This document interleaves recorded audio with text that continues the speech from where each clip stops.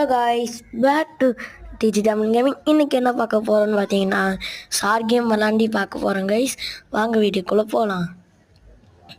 இப்போ கீழே குதிச்சாச்சு, எல்லா மீனையும் இப்போ சாப்பிட்டுட்டு இருக்கிறோம் கைஸ்.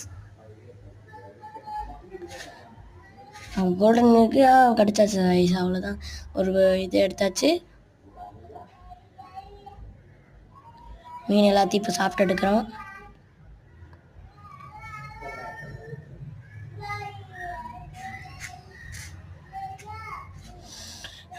இங்கே நண்டு போகுது கைஸ், அது சாப்பிட்லாமா வேணாம் கைஸ்.